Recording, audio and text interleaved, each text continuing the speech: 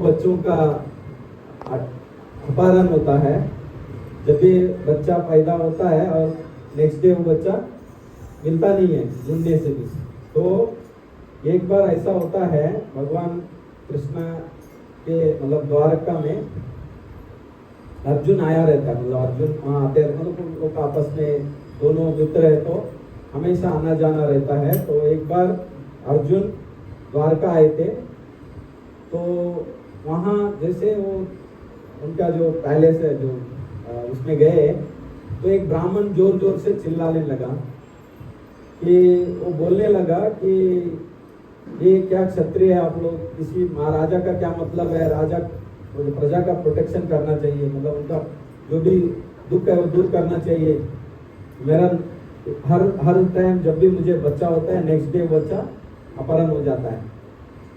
तो ऐसे बहुत साल से हो रहा था, तो ये साल भी हुआ। तो अर्जुन तो रहा ना गया, क्योंकि वो भगवान कृष्णा उग्रसेन जो है उनका राजा थे, महाराजा उधर के अपना मथुरा के। तभी तो मथुरा में जब ये देखे इसका, जब ब्राह्मण का दुख देखा तो जोर जोर से चिल्ला रहा था और राजा को कोस रहा था। कि पहले जमाने में ऐसा थे, राजा ही सब प्रजा का ये देखते थे, जो भी रहन खान शान जो भी है वो सब राजा ही उनको कोसते थे। ब्राह्मण लोगों को, क्षत्रिय वैश्य शूद्र सभी का वो कैटेगरी था, जैसे गुना कर्म के हिसाब से। तो वो जोर जोर से चिल्लाने लगा, तो वो पूछने लगा क्या हुआ। तो वो बता रहा था कि अभी मेरा ये इतना ये हो गया, लास्ट 5-6-7 बार ऐसा हुआ है कि हर बार बच्चा होता है तो बच्चे को कोई अपहरण करता है और मिलता नहीं है बच्चा कहाँ गया, और मर जाता है, मतलब बच्चा मर भी जाता है। तो ये दुख अर्जुन को देखा नहीं गया। तो अर्जुन, पता है आपको, अर्जुन तो शपथ लेते हैं, तो जयद्रथ को मारने के लिए भी शपथ लिया, अगर मेरे से ऐसा नहीं हुआ तो मैं खुदकुशी कर लूंगा। वैसा ये जब ब्राह्मण का दुख देखा तो उन्होंने प्रतिज्ञा कर लिया भगवान के सामने कि अरे मैं तो इतना बड़ा धनुर्धारी गांडीवधारी अर्जुन, अगर मैं आपका बच्चे को नहीं ढूंढ सका तो किसको ढूंढूंगा, अगर आपका बच्चा अगर कल तक नहीं मिला तो मैं आत्महत्या करूंगा, ऐसा प्रतिज्ञा करते हैं। तो भगवान को पता है अर्जुन का प्रतिज्ञा में भगवान का प्रतिज्ञा है। तो उस संग इसमें उसके बाद नेक्स्ट टाइम जब बच्चा होता है तो अर्जुन बोलता है मेरे को बोला, मैं आपका पूरा इसका पहरा करूंगा घर का। तो नेक्स्ट जब उनको और एक बच्चा होता है, तो 9वां बच्चा होता है, तो उसको उसका जब ये मतलब बच्चे होता है, तो वो तब अर्जुन वहाँ सैन्य पूरा अपना गांडीव लेके खड़ा रहता है, और ऐसा होता है कि बच्चा पैदा होता है इमीडिएट मर जाता है। तो कोई कुछ नहीं है उधर, राक्षस या कोई है ही नहीं उधर, कोई भी नहीं है। तो अर्जुन को हैरान हो जाता है क्या हो गया, तो अभी इसका ये तो टूट गया, मतलब शपथ अपना जो प्रतिज्ञा टूट गया। तो अर्जुन भगवान कृष्ण को देखता है, तो बोलता अभी तो आपको मरना ही पड़ेगा, तो ऐसा वो सोच के कर रहा था। तब भगवान श्री कृष्ण और अर्जुन बोलते अरे बच्चा जाएगा कहाँ, या तो यमराज के पास जाएगा। तो यमराज के पास जाते हैं, यमराज के पास जाके बच्चे का ये पूछते ये बच्चे को आपने लिया, तो यमराज बोलते नहीं नहीं मैंने नहीं लिया। तो वो बोलते अरे तो किसने लिया। तो फिर भगवान को याद आता है, तो भगवान और अर्जुन दोनों अध्यात्म लोक में जाते हैं, मतलब वैकुंठ लोक में जाते हैं। तो उनको पता चलता है, उनको ज्ञान करते पता चलता है। तो महाविष्णु जो है हमारे भगवान, उसको भगवान का कृष्ण का दर्शन देना रहता है। तो वो एक कथा आती है कि वो कथा में भगवान विष्णु को भगवान को देखना रहता है। तो हमारे आचार्य बोलते हैं कि ये तो हमारे जो आचार्य शीला कृष्ण अपना विश्वनाथ चक्रवर्ती, हमारे जो आचार्य शीला विश्वनाथ चक्रवर्ती, वो बोलते हैं कि अरे ऐसा है तो भगवान को, महाविष्णु को भगवान कृष्ण को मिलना है तो द्वारका में आके मिल सकते थे या मथुरा में आके मिल सकते थे। तो ये क्यों ऐसा हुआ कि भगवान विष्णु को 9 बच्चों को ले जाना क्यों जरूरत पड़ा, क्योंकि डायरेक्ट मिल सकते थे। तो इसलिए बोलते हैं कि शीला चक्रवर्ती स्वामी बोलते हैं कि भगवान कृष्ण से मिलने के जब तक कृष्ण भगवान का परमिशन नहीं होता है तब तक कोई मिल नहीं सकता है। और वहाँ महाविष्णु को परमिशन लेने के लिए भगवान के पास आने का ये नहीं था, तो भगवान विष्णु का कैसे भी भगवान कृष्ण का दर्शन करना था, तो इसलिए ये उन्होंने लीला रचाया और भगवान विष्णु महाविष्णु को मिले। महाविष्णु कारदक्ष है विष्णु। तेरा अपने जो इसमें आते हैं श्रीमद् भागवतम में तेरा 3 इसका एक्सपांशन होता है भगवान का। जब प्रद्युम्न, अनिरुद्ध, संकर्षण और वासुदेव इसका जब एक्सपांशन होता है गोलोक वृंदावन में, राधा कृष्णा जब एक एनर्जी, राधा कृष्णा मीन्स कृष्णा राधा अलग नहीं है, एक ही है, जैसा महाप्रभु का हम लोग बोलते हैं राधा कृष्णा स्वयं करके। तो राधा कृष्ण जब उनको लगता है कि लीला करना है तो उनका एक्सपांशन होता है। वो थोड़ा डीप स्टडी है उसका, वो थोड़ा उसमें बड़ा, उसमें भी 1 घंटे का लेक्चर दे सकते हैं हम लोग। तो महाविष्णु का ये होता है एक्सपांशन। उसके बाद 2 एक्सपेंशन होता है उसमें एक ऐसा भी है, शक्ति है 3, संवित, संदिनी एंड ऐसा 3। उसमें से संवित मिलेगा तो राधा रानी का एनर्जी है और बाकी 2 बलराम जी और गुरु लोग का रिप्रेजेंट करता है। तो उसमें से जो एक्सपेंशन होता है वो महाविष्णु रहता है। उसको पहला एक्सपेंशन महाविष्णु होता है, उसमें कारणोदक से विष्णु होते हैं। कारणोशन में जब भगवान कारणोशन में सोते रहते हैं तो उधर से पूरे उनके रोम कुंड से ब्रह्मांड निकलते हैं। तो महाविष्णु के रोम कुंड से ब्रह्मांड निकलते हैं। वो ब्रह्मांड में एक हमारा भी एक ब्रह्मांड है, हम लोग पृथ्वी है ना, इसके अंदर बहुत सा प्लैनेट्स है, उसके अंदर ये एक ब्रह्मांड है। ऐसा बहुत ब्रह्मांड है, खाली एक नहीं, तो हम लोग के सोचने के परे है। फिर उसके बाद नेक्स्ट एक्सपांशन होता है गर्भोदक से विष्णु का। फिर जब एक ब्रह्मांड में एक और विष्णु आते हैं जो गर्भ ओशन में, जो हम लोग तो सब बताते हैं कि जिसका लोटस, जिसके नाभि से लोटस आता है, उससे पूरा हमारा प्लानिटरी सिस्टम 14 लोग बनते हैं। अतल वितल सुतल तल तल रसतल पातल, नीचे और ऊपर मारलोक, ब्रह्मलोक, तपलोक, ये सब ब्रह्मलोक, सत्यलोक, मतलब वो सब बनता है। तो ये एक ब्रह्मांड का है। तो गर्भोदक। फिर एक शिरोदक से विष्णु भी है, जो जिसमें ब्रह्मा जी या बहुत सब देवता जाके भगवान को प्रे करते हैं, उसको शिरोदक से विष्णु बोलते हैं। वो विष्णु जी है, वो सबके हमारे सबके आत्मा में बैठ के ये करते हैं। हम लोग जब जिंदा है मतलब शिरोदक से अपना शिरोदक से विष्णु का हमारे पास पावर है, तो वो पावर है करके हम लोग सब घूम रहे, जा रहे, आ रहे, जो कीड़े मकोड़े सब में भगवान विष्णु है। तो उसके लिए भगवान का 3 स्वरूप होता है, ब्रह्मन स्वरूप और दूसरा एक इसका एक लास्ट 3 स्वरूप है, मतलब भगवान, परमात्मा और ब्रह्मन। ब्रह्मन स्वरूप बोलेगा तो ये शिरोदक से विष्णु जो ब्रह्मन स्वरूप में सभी के इसमें, फिर परमात्मा एज ए परमात्मा वो अपने धाम में रहता है, ऐसे भगवान। जैसे 3 भगवान का स्वरूप भी है, तो वो अलग स्टोरी है। तो इसमें क्या होता है कि ये भगवान विष्णु को, मतलब कृष्णा विष्णु को मिल सकता है, तो भाई क्यों उन्होंने ऐसा किया? तो वो बोले कि कृष्ण चक्रवर्ती बोलते हैं कि वो भगवान कृष्ण जब तक नहीं चाहते हैं ना, तब तक कोई मिल नहीं सकता उनसे, इसलिए उन्होंने ये लीला किया है। तो एक लीला ये हो गया। तो दूसरा है उन्होंने केवल आध्यात्मिक लोक का दर्शन किए थे, अथवा कि उन्होंने भौतिक सृष्टि का कारण मूल महाविष्णु के स्वयं दर्शन किए थे। कहा जाता है श्री कृष्ण कभी वृंदावन के बाहर नहीं गए, ऐसा कहा जाता है, लेकिन वृंदावन उनका परित्यजना पादम में का गच्छति, मतलब भगवान कभी वृंदावन से बाहर नहीं गए, ऐसा बताया जाता है। तो मथुरा में श्री कृष्ण श्रेष्ठ है, द्वारका में श्रेष्ठतर है और वृंदावन में श्रेष्ठतम है। जब भगवान का अलग अलग स्वरूप है, लेकिन वो हर जगह में भगवान का एक श्रेष्ठ है, श्रेष्ठतर है और श्रेष्ठतम है, ऐसा वो बेस्ट, बेटर है और ऐसा बोलते हैं ना, स्टेज ऐसा है। तो द्वारका में जो भगवान कृष्ण का जो भी लीलाएं प्रदर्शन किए हैं, वो उनके वासुदेव का अंश है।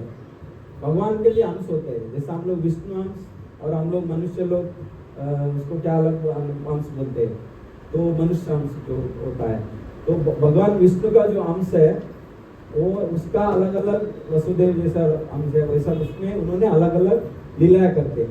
जब भगवान का प्राकट्य होता है तो वो अलग अलग अपने पार्षद लोगों को लेके आते हैं। जैसे कि हम लोग सभी हमारे जो आचार्य लोग बताते हैं कि भगवान जब आते हैं, जैसे कि जो वृंदावन में जितने भी ग्वालपाल है, सब बाकी भी जितने भी गोपिका है, ये सभी भगवान के ही अंश है, जो स्पिरिचुअल वर्ल्ड में, आध्यात्मिक गोलोक वृंदावन में उनके साथ लीला करते थे, वही लोग यहाँ आए और लीला करके गए। क्योंकि क्यों ऐसा करते हैं भगवान? क्योंकि वो भक्त को हमारे आनंद देना चाहते हैं। क्योंकि हम लोग वो भगवान का जो एक्चुअली हम लोग भी ये दुनिया के नहीं है। एक्चुअली हम लोग को लगता है हम लोग यहाँ इस दुनिया के हैं, बट हम लोग भी नहीं है। वो आत्मा, परमात्मा और हम लोग जितने भी जो लोग हैं यहाँ, वो एक्चुअली हम लोग उधर के हैं। बट अभी इधर हम लोग, क्योंकि हमारे जो डिजायर होता है, मतलब जो इच्छा होती है ना, वो इच्छा के कारण हम लोग यहाँ पैदा हुए हैं। तो इच्छा के कारण आप इधर बंध गए। इसलिए भगवान ये लीला करके आपको दिखाना चाहता है कि मैं कितना हमारा अलग रिलेशन है, और आप वो भूल गए, इसलिए याद कराने के लिए आते हैं। तो ये जितना भी वो लीला अलग अलग लीलाएं होती है, ये सब भगवान अपने को, हम लोग उनको सबको, अंश को, जो अंश है उनका, उनको रियलाइज करने के लिए। तो इसलिए हम लोग जब इस्कॉन में प्रोग्राम करते हैं, सेल्फ रियलाइजेशन करके JOSD बोलते हैं, जर्नी ऑफ सेल्फ डिस्कवरी। मतलब खुद को जान लो कि आप कौन है। तो जैसा हम लोग बोलते हैं ना, जीवरे स्वरूप नित्य कृष्णा दास, हम लोग भगवान के दास है करके कोई नहीं समझते आज के तारीख में। जो जानते हैं उनको ही पता रहता है कि एक्चुअली हम लोग जब जितने भी भक्त के साथ आते हैं तब पता चलता है एक्चुअली हमारा पोजीशन क्या है। नहीं तो हम लोग ने, मैं प्रोपराइटर हूँ, मैं मेरा इसका मालिक हूँ, उसका मालिक हूँ, डायरेक्टर हूँ, मैनेजर हूँ, ये सब टेम्पररी है। एक्चुअली स्वरूप हमारा रियल स्वरूप है वो कृष्णेरा नित्यादास। हम लोग अगर भगवान के दास होंगे तो ही हमको, इसलिए आज जब मैं सवेरे हमारे जब के लिए हमारा एक प्रोग्राम होता है, जब का मॉर्निंग जब टॉक करके, आज नंदुलाल प्रभु जी ने आज उसका ये दिया है। तो वो उन्होंने बता रहा था कि हमारे भक्ति चारू महाराज जो थे ना, उन्होंने एक छोटा वीडियो आज मैं वो डाला था ग्रुप में भी। अगर आपको आध्यात्मिक में डेवलप करना है, भगवान के गोलोक वृंदावन वैकुंठ में जाना है, तो आपको उसमें केस का 10,000, अपना एक बाल निकालो, उसको 10,000 पीस करो, और वो एक पीस का फिर 10,000 पीस करो। उसका जो बिंदु आएगा वो हमारा सोल है, हमारा आत्मा है। जिस दिन हमारा जो व्यक्तित्व है वो लेवल पे आएगा, प्रणादपि सुनिचेना तरुरा सुना, वो सही सुना, वो जो है वो लेवल जब आएगा तब आप आध्यात्मिक लोक में जा सकते हैं। ऐसा वो महाराज बोले।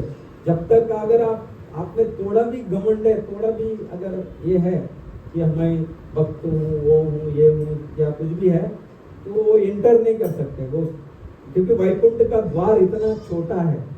उस लेवल पे जब आओगे, जैसा भगवान चैतन्य महाप्रभु का शिष्टाष्टकम में वो बताते हैं, चेतो दर्पणा मार्जनम उभव, वो सब बहुत बढ़िया है। वो हम लोग एक्चुअली भक्त लोगों को उसका स्टडी करना चाहिए। 8 श्लोक है, रोज पठन करिए और उसको ध्यान में देखिए, तब आपको पता चलता है भक्ति क्या चीज है। नहीं तो भक्ति खाली आया मंदिर में नमस्कार किया गया, वो सब भक्ति नहीं है। कल भी एक मैसेज आया था, भक्ति मीन्स खाली संडे का प्रोग्राम नहीं है। अगर भक्ति करना है तो डेली कुछ ना कुछ आपको एक्टिविटी करना, साधना करना पड़ेगा, तब जाके भक्ति आपके अंदर में आ जाएगा, अदरवाइज भक्ति नहीं आ सकती है। तो हम लोग वही डिस्कस कर रहे थे। तो बस श्री कृष्ण द्वारा नाम का विभिन्न अंशों तथा अवतारों का अंश के द्वार होता है। जितने भी लीला होता है ना, उनके अंश के द्वारा।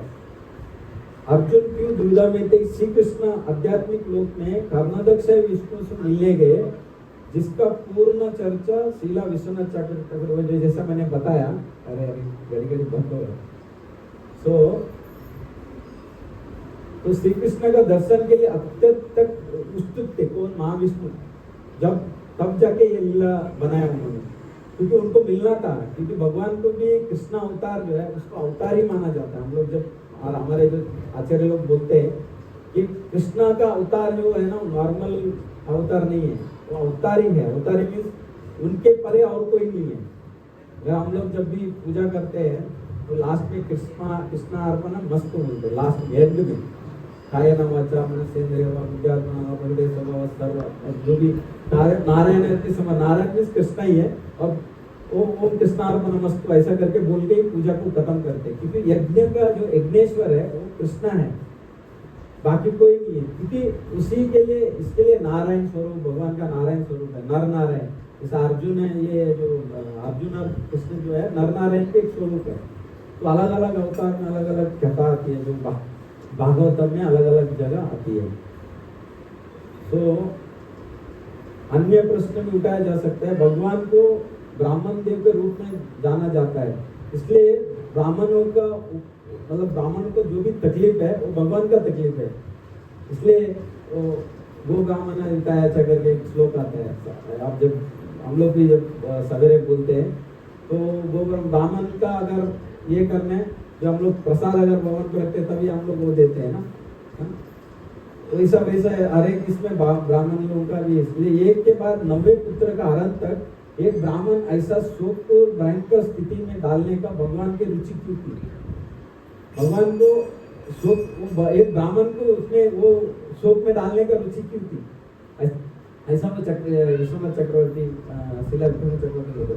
उत्तर है कि भगवान महाविष्णु श्री कृष्ण के दर्शन के लिए इतने उत्सुक थे कि ब्राह्मण के कष्ट देने में भी नहीं हिचकिचाए। यद्यपि ब्राह्मण को कष्ट देना वर्जित है, तथापि भगवान विष्णु श्री कृष्ण के दर्शन के लिए इतने उत्सुक थे कि उनके दर्शन के लिए कुछ भी करने के लिए रेडी, तात्पर थे, मतलब कुछ भी करने को रेडी थे। तो आपने प्रत्येक पुत्रों को खोने का पश्चात ब्राह्मण राजमहल में आकर राजब्राह्मणों की रक्षा की असमर्थता के लिए आरोप लगाया। जैसा मैंने बताया कि वो आरोप लगाया उन्होंने भगवान का, मतलब इसमें आके सिंहासन, मतलब उधर पैलेस में आके। तो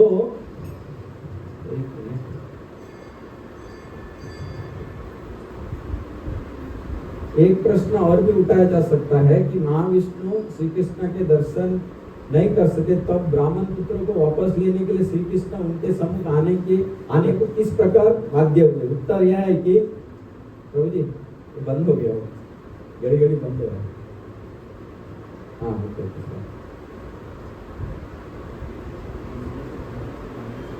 हाँ, तो इसमें एक और भी ये आता है कि जन्माष्टमी में हम लोग सबसे पहला किसको हम लोग ये देना चाहिए, हमारे मतलब धन्यवाद देना चाहिए। तो कल 2 दिन पहले मैंने और एक कथा सुन रहा था, तब बता रहे थे कि सबसे पहले हम लोग देवकी एवं वसुदेव को करना चाहिए। क्यों? क्योंकि भगवान को प्रकट करने के लिए उन्होंने कितने कष्ट सहे, वो उस कथा में आती है कि बोलते हैं कि हमको, हमारा एक बच्चा अगर है, तो बच्चे को जरा सा भी परोस आया तो कितना दुख होता है। तो हमारे आचार्य बता रहे थे, हमारे इस्कॉन के आचार्य में त्रिपाठी के थे, वो बता रहे थे कि एक बच्चे को, पहले बच्चे को वसुदेव का जो हुआ, उसको कंस के सामने जाके रखा, जिसका मुझ में 10,000 हाथी का बल, वो छोटा बच्चे को लेकर अपने दीवार पे मार, उसके आंखों के सामने दीवार में मार के उसका पूरा रक्त कर दिया। तो बोल रहे हैं कि एक बच्चा उनके सामने ऐसा मरते हुए देखा, फिर भी उनके मन में देखो कि भगवान 8वां संतान करके भगवान आने वाला है, इसलिए उन्होंने वो कष्ट सहे। तो इसलिए हम लोग ऐसे एक नहीं, 6 पुत्र का उसका मतलब हर एक जो भी होती थी 6 पुत्र को उन्होंने जाके उसको दिया, और 6 पुत्र का वही हाल हुआ। तो भगवान को, मतलब उनको भक्त को कैसा रहना चाहिए वो बता रहे उसमें, कि प्रभु जी बता रहे थे कि भक्त को कैसा रहना चाहिए। अभी एक अगर किसी को कष्ट आता है, उससे कुछ अच्छा होता है, तो ये समझने का कि भगवान का लीला है। तो वसुदेव देवकी को 6 पुत्र का दुख सहना पड़ा, क्योंकि उनको भगवान को प्रकट करना था। तो हमें भी जब हम भक्ति में आते हैं, तो आप जब भक्ति में आते तो बहुत कष्ट आएगा, अलग अलग तरीके से आएगा। कोई बीमार पड़े या कोई और कुछ, नौकरी का कुछ गड़बड़ हो जाता है, कोई बॉस आपको ये करेगा, कुछ ना कुछ ऐसा होता रहेगा। लेकिन आपका मन में अगर, दिल में अगर भगवान कृष्ण को प्रकट करना है, तो आपको वो सहना पड़ेगा। जिस दिन आप में वो क्षमता आ जाएगी और भगवान हर बार भगवान का ही इसमें अगर आप रहेंगे तब जाके आप ये चीज को समझ सकते हैं। ऐसे मतलब हमारे जो आचार्य लोग बता रहे हैं।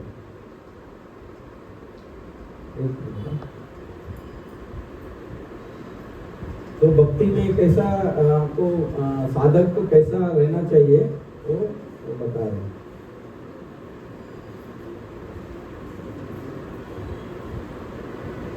हाँ, आध्यात्मिक जगत में यात्रा करने के बाद अर्जुन ने निष्कर्ष निकाला कि भौतिक जगत अथवा आध्यात्मिक में व्यक्ति को कोई भी वैभव प्रदर्शित कर सकता है। वह सब भगवान श्री कृष्ण के उपहार है। समझ गए ना आप? एग्जाम्पल बता रहे हैं कि ये भौतिक दुनिया में अगर आपके पास कुछ ऐश्वर्य है, बहुत पैसे है या घर है, गाड़ी है, वो है, ये रिप्लिका ऑफ आध्यात्मिक है। आध्यात्मिक वर्ल्ड में जो है ना उसका रिप्लिका है, लेकिन ये दिखाने के लिए। तो आपको ये समझना चाहिए, ये नहीं समझना इधर वो देख के उसमें अटैच नहीं होना चाहिए आपको। ये बोलना चाह रहे हैं कि जो दिखता है आपको ऐश्वर्य, बहुत लोगों क्या हो जाता है, आपका ऐश्वर्य दिखते है तो आदमी लोग उसी में खुश हो जाते हैं, फिर भगवान भक्ति विक्ति सब भूल जाते हैं, क्योंकि वो खुशी मिलती है ना, उसमें एंजॉय करते हैं। ये जो है ना, ये इसीलिए बोल रहे हैं कि ये सब जो है ना, ये भगवान का लीला है कि वो आपको देते हैं ऐसा कि नमूना है मतलब आपका स्पिरिचुअल वर्ल्ड में इससे बहुत ज्यादा है, मतलब 1000 टाइम ज्यादा है। इसलिए आप अगर इधर चिपक के रहेंगे, इधर ही रह जाएंगे। अगर आपका जिस दिन ये जो मेंटालिटी है वो आपको इधर छोड़ने का अगर आ गया, इसलिए बोलते हैं ना, राम भगवान का 6 ऐश्वर्य में एक है परित्याग, क्या बोलते हैं उसको, रिनाउंसिएशन, परित्याग मतलब त्याग करना। वो एक क्वालिटी है। वो अगर भगवान का 6 ऐश्वर्य में अगर हमारे में वो परित्याग करने का अगर क्वालिटी नहीं आया तो हम भक्त नहीं बन सकते। फिर आपका वो ट्रगल नहीं स्टार्ट होगा। तो इसलिए वो बता रहे कि और कृष्ण और भगवान महाविष्णु को भेंट करने और हमें जब बता रहा था, और उसी के कभी कभी नर नारायण भी कहते हैं भगवान को, नर नारायण जैसे मैंने बताया। और अतः श्री कृष्ण अर्जुन भगवान के दर्शनार्थ समझना चाहिए कि अर्जुन अपनी नर नारायण हैसियत से गए थे और श्री कृष्ण भगवान द्वारका में अपनी लीलाओं को प्रदर्शन करने के लिए वसुदेव के जो गुण बता रहे थे उसमें, तो वो बता रहे थे विश्वनाथ चक्रवर्ती ठाकुर कि ये दोनों आध्यात्मिक वर्ल्ड में गए कैसे। नॉर्मली हम लोग सब ये दुनिया से मतलब थोड़ा भी ऊपर जाते हैं तो हमारा सांस ये हो जाता है। हम तो प्लेन में भी जाते हैं तो हवा देते हैं हम लोग, उसके ऊपर जाएंगे तो वो इसमें जाते हैं रॉकेट में तो वो डालते हैं पूरा गैस के साथ, नहीं तो मर जाएंगे आप।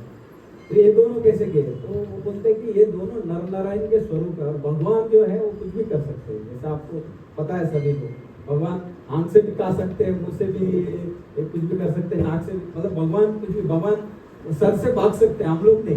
क्योंकि वो जब आप आगे भक्ति में आगे जाएंगे तो लिम्स बताते हैं कि अपना शीला रूप गोस्वामी का जो संदर्भ को अपना बुक्स आते हैं उसमें भगवान कुछ भी कर सकते हैं, ऐसा बताया जाता है। तो ये भगवान अर्जुन और ये जो कृष्ण भगवान है, एक भगवान वसुदेव के गुण के अंश के वजह से कार्य करते थे, वो हिसाब से आध्यात्मिक वर्णन में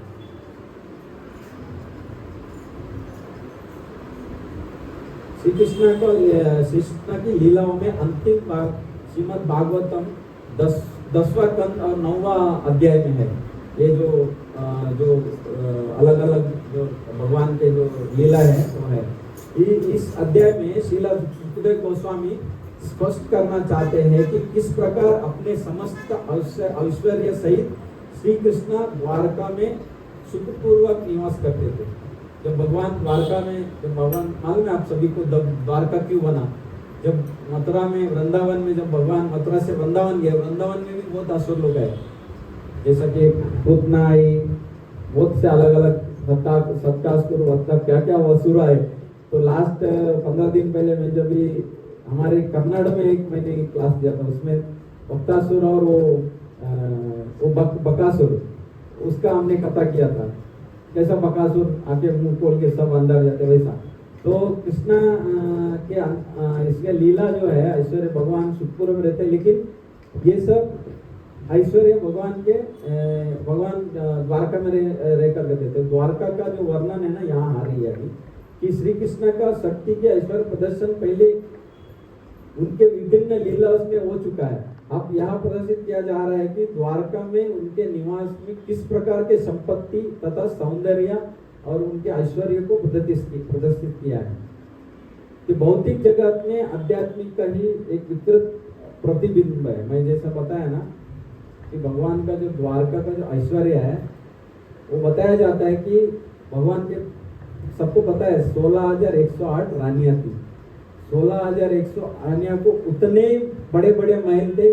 16,000 को अलग 108 को अलग अलग महल थे। उसमें से 8 मेन रानियां थी जो रुक्मिणी सत्यभामा ये सब 8 रानियां बड़े जो थी और बाकी 16,100 सबके लिए अलग अलग महल और अलग वो महल में विभिन्न तरह के मोतियां ये सब अलग अलग हीरे जवाहरात ये और उसमें वो सोचने से आता है ना उसको क्या बोलते हैं पारसमणि कि अगर उनके जो रानियां थी उनको अगर कुछ चाहिए तो मांगने का जरूरत नहीं, वो सोचे तो आ जाती थी।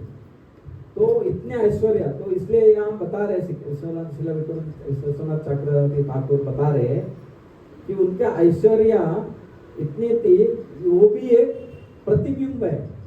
आध्यात्मिक जो मैं बता रहा था आध्यात्मिक लोक में जो ऐश्वर्य है उसका प्रतिबिंब है। एक मतलब चुटकी है। अगर आप इसीलिए भगवान का अगर आप भक्ति करते हैं तो उतना इजीली आपको भगवान दाम नहीं लेके जाएंगे। दाम देने के लिए उसके लिए क्वालिटी अपना वो क्वालिटी डेवलप करना पड़ेगा। जैसा कि हम अमेरिका जाते हैं तो वीजा प्रोसेस होता है।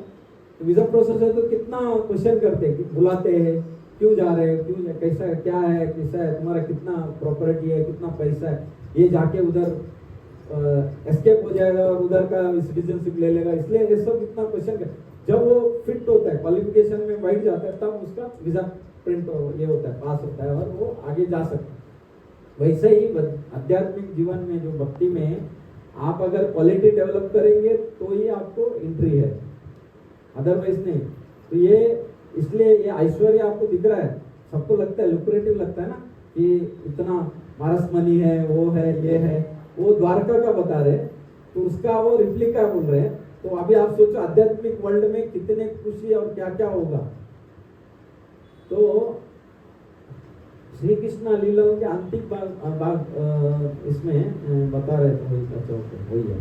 तो ये भौतिक जगत में संपत्ति तथा सौंदर्य ऐश्वर्य आध्यात्मिक प्रतिबिंब है। तो समस्त ऐश्वर्य सर्वोच्च माना जाता है। अतः यह श्री भगवान के रूप में श्री कृष्ण ने इस लोक में निवास किया तथा उस अवधि में सौंदर्य तथा संपत्ति और उनके ऐश्वर्य का तीनों लोकों में कोई तुलना नहीं कर सकता है। जो भगवान का द्वारका का जो ऐश्वर्य है वो तीनों लोकों में उनका कोई तुलना नहीं है।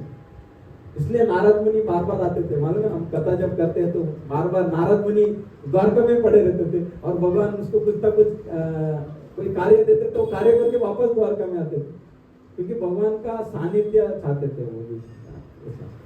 तो आगे बता रहे श्री कृष्ण के 16,000 सुंदर पत्नियां थी 16,108 तथा महत्वपूर्ण बात यह है कि द्वारका में इन हजारों सुंदर को एकमात्र पति के रूप में रहते थे। पति भगवान कृष्ण जैसा रहते थे। और इस संदर्भ में यह बात अनुमोदनीय है कि कोई शक्तिशाली राजा कई हजारों रानियां रखते थे।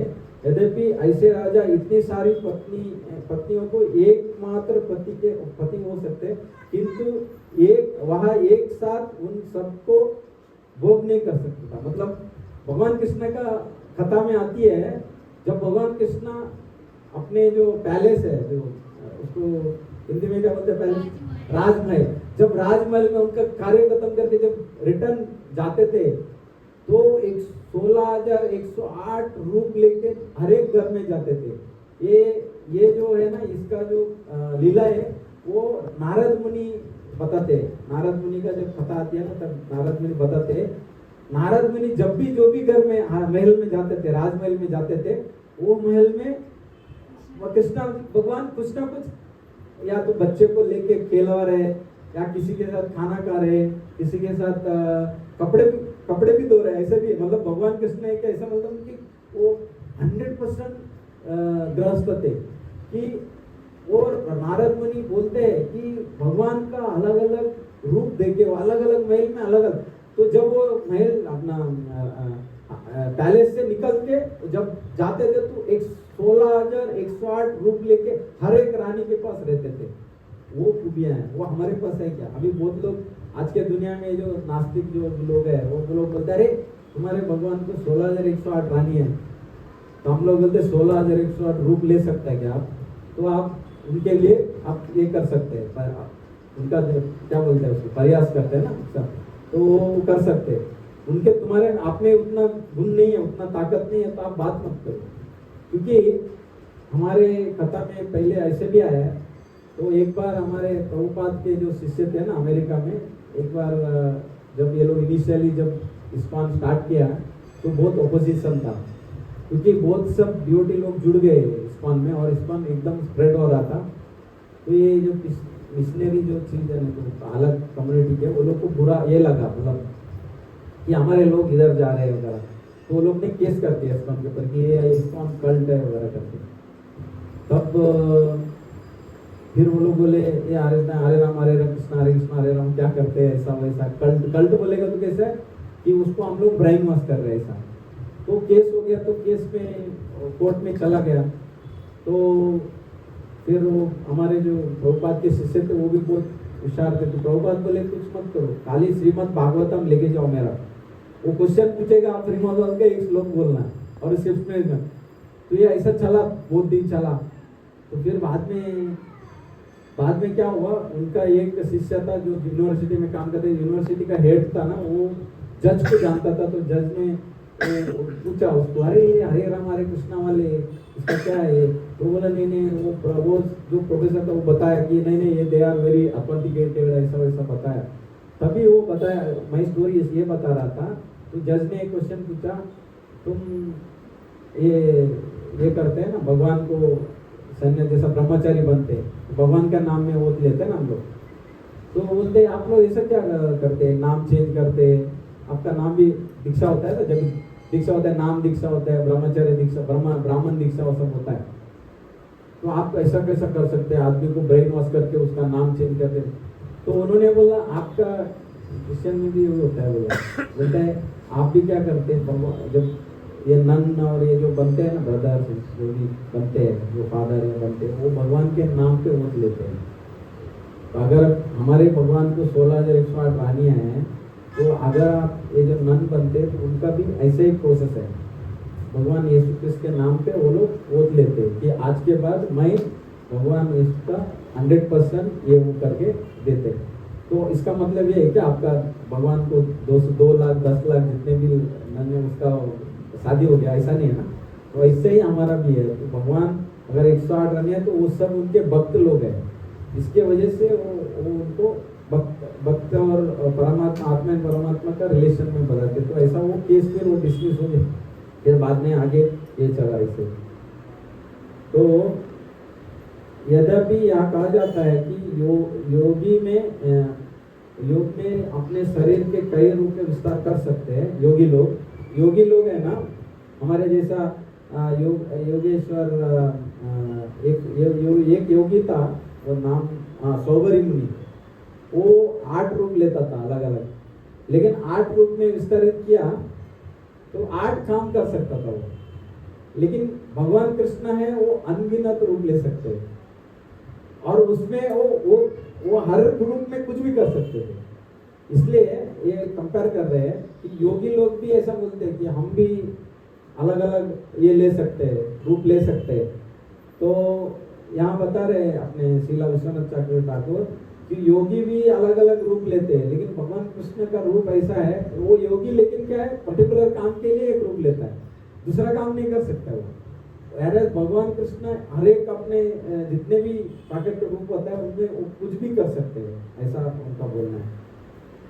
दूरदृष्टि प्रति या करोड़ों विस्तार के रूप में प्रकट होती है, किंतु वे विस्तार भिन्न भिन्न प्रकार की क्रिया नहीं कर सकते। जैसा मैंने बोला, वे मूल व्यक्ति के प्रतिछाया का मात्र है तथा एकदम मूल व्यक्ति के भांति क्रिया कर सकता है, किंतु कृष्ण के विस्तार दूरदर्शन अथवा योगी की तरह विस्तार के भांति भौतिक नहीं है। जब नारद मुनि कृष्ण के विभिन्न महलों में गए थे तो उनके कृष्ण के अपने विभिन्न विभिन्न विस्तार में रानियों के प्रत्येक महल में भिन्न भिन्न रूप में वस्त देकर, मैं जब बता रहा था ना वो सेम कि भगवान नारद जब भी गए थे मिलने को भगवान को, तो भगवान को अलग अलग रूप में अलग अलग इसमें, इसलिए भगवान का लीला ऐश्वर्य कितना अलग है। यहाँ भी कहा जाता है कि द्वारका में श्री कृष्ण श्री देवी के पति के रूप में निवास किया था।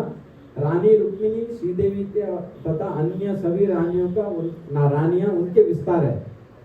कभी अपने जो रुक्मिणी देवी है, जो रुक्मिणी देवी है वो भगवान का लक्ष्मी का स्वरूप है, और बाकी जो जितने भी रानियां हैं 16,108 वो सब उन्हीं का विस्तार है, ऐसा बोला जाता है। कि हम लोग को लगता है, जो भक्त नहीं है उसको क्या लगता है ये ऐसे मतलब ये लोग ये कर रहे हैं वैसा। अंत वैष्णव वंश में प्रमुख श्री कृष्ण ने पूर्ण श्री देवी का साथ थे। श्री कृष्ण की रानियों की नित्य, और श्रीकांत ने के रानियां जितना थी वो नित्य युवती रहते थे और सौंदर्यमय कहा जाता है।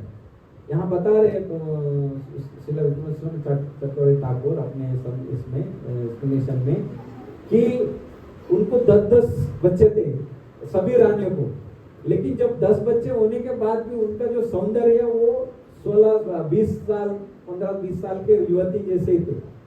तो वो नॉर्मल लोग नहीं थे, मतलब उनका बोलने का मतलब ये है कि they are from the spiritual world.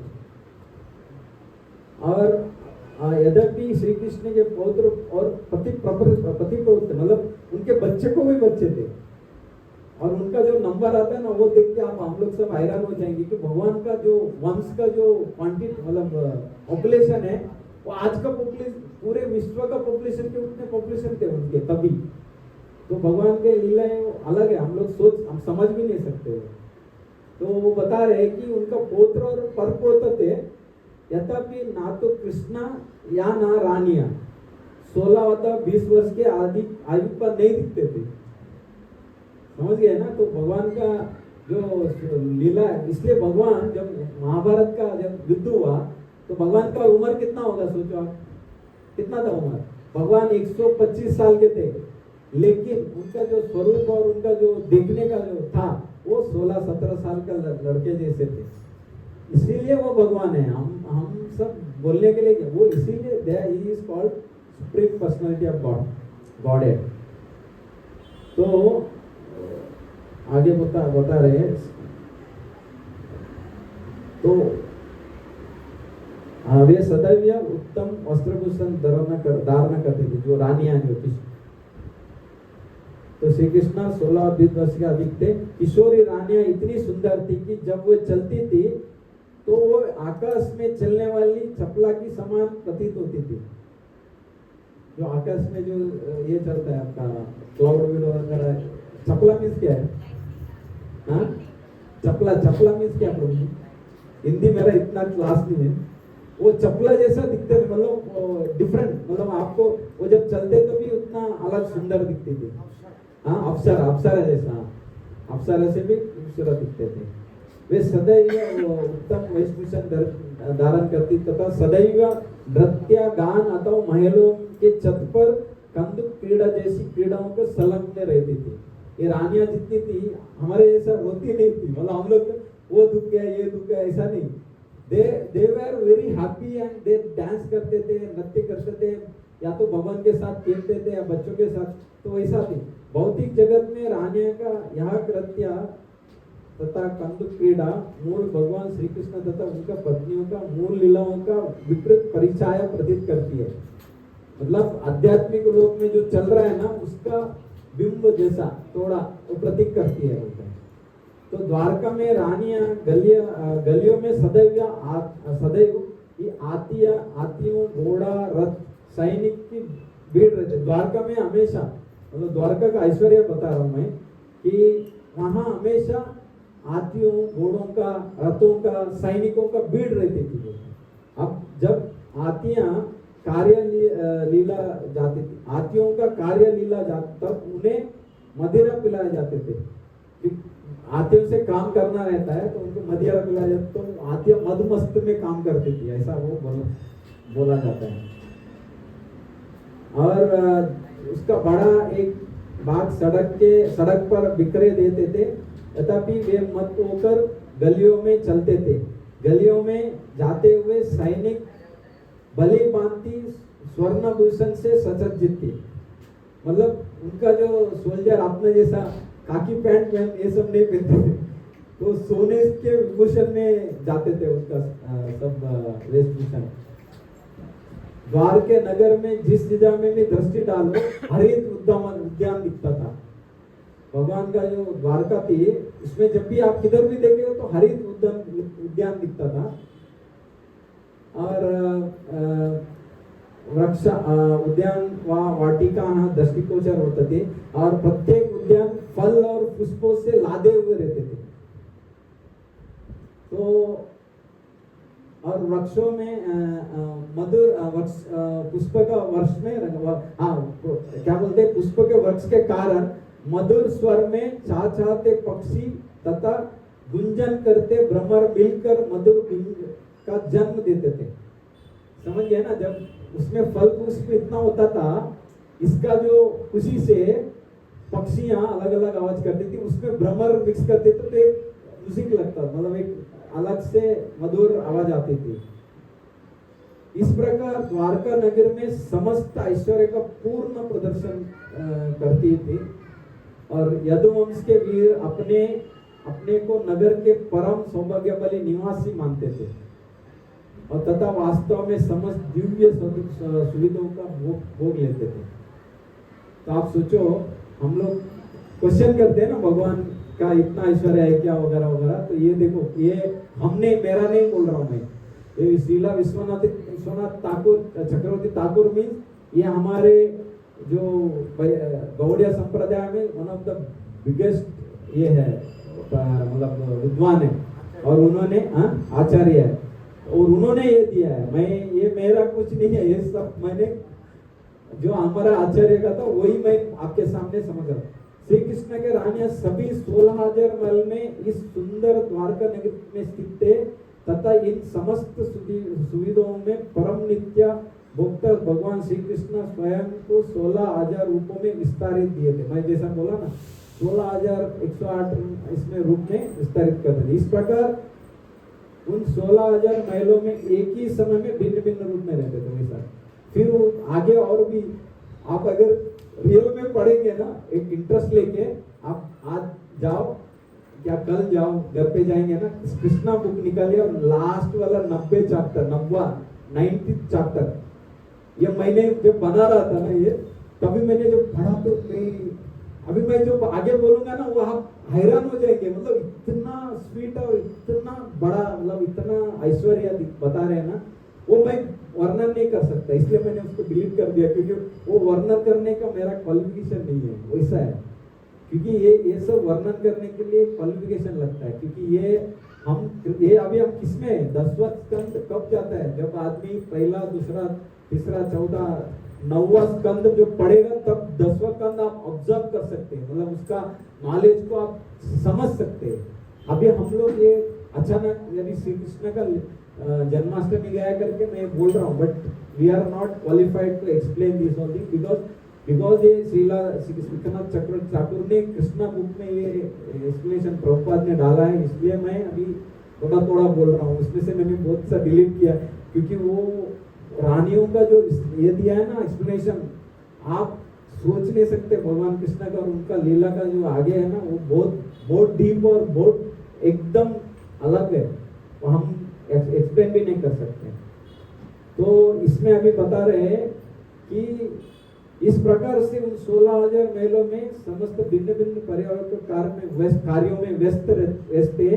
उन महलों में प्रत्येक में उत्तमता पूर्वक सज्जित उद्यान मतलब गार्डन, जलाशय थे। हर एक महल में ब्यूटीफुल गार्डन, ब्यूटीफुल जलाशय, जैसा हम लोग फ्लैट लेना है तो स्विमिंग पूल है क्या हुआ है क्या होता है, ये सब तुच्छ है, मतलब ये आपको लगता है बहुत अच्छा है बट इसके सामने वो कुछ नहीं है, तो उतना ब्यूटीफुल थे। और जलाशयों में स्फटिक के समान स्वच्छ जल, नील जल, एकदम ब्लू कलर का पानी रहता था और पीत श्वेत तथा रक्त वर्ण के अनेक